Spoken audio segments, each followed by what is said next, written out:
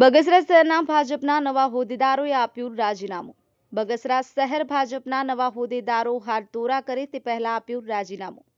બગસરા શહેર ભાજપના પ્રમુખ તરીકે ઘનશ્યામભાઈ સાદરાની નિમણૂકના 3 મહિના પછી કારોબારીની રચના કરી તેમાં પણ કાર્યકર્તાઓની નારાજગી સામે આવી। નવા નિમાયેલા ઉપપ્રમુખ અને મંત્રીના નામ જાહેર થતાં જ રાજીનામું આપ્યું। બગસરા શહેર ભાજપમાં રાજકીય ભૂકંપને લઈ અનેક તર્ક વિતર્કો સર્જાયા। ગુજરાત પ્રદેશ ભાજપની સૂચના હેઠળ અમરેલી જિલ્લા ભાજપ પ્રમુખ અતુલભાઈ કાનાણી દ્વારા 28 જુલાઈએ બગસરા શહેર ભાજપના નવા હોદ્દેદારોના નિમણૂક પત્રની જાહેરાત કરાઈ।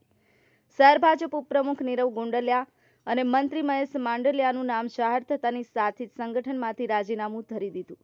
બંને હોદ્દેદારોએ રાજીનામું ધરી દેતા કાર્યકર્તાઓ નારાજગી સામે આવી। Virji Siyal, Mahadev Times News, Rajula.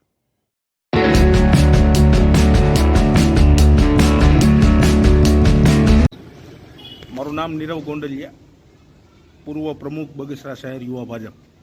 મને હાલ પાર્ટીના સંગઠનમાં, ભારતીય જનતા પાર્ટીના સંગઠનમાં ઉપપ્રમુખ તરીકેની મને જવાબદારી સોંપવામાં આવી હતી। પણ મારે યુવા મોરચાની જ્યારે ટ્રમ ચાલુ હતી ને ત્યારે એ ટ્રમમાંથી જ મારે રાજીનામું દેવાનું હતું, કારણ કે વ્યવસાય અને પારિવારિક પ્રશ્નના હિસાબે હું આમાં સમય દઈ નહોતો શકતો। એટલા માટે મેં આ મારી જે હોદ્દેદાર તરીકે વરણી થઈ છે શહેર ભાજપ ઉપપ્રમુખ તરીકે, એમાંથી મેં રાજીનામું આપેલું છે।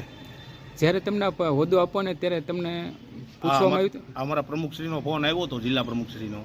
મેં એમને ત્યારે આ પણ પાડેલી, પણ હવે પારિવારિક પ્રશ્નો થોડાક ઉદ્ભવ થયા એટલે મારે ના છૂટકા કરવું પડ્યું।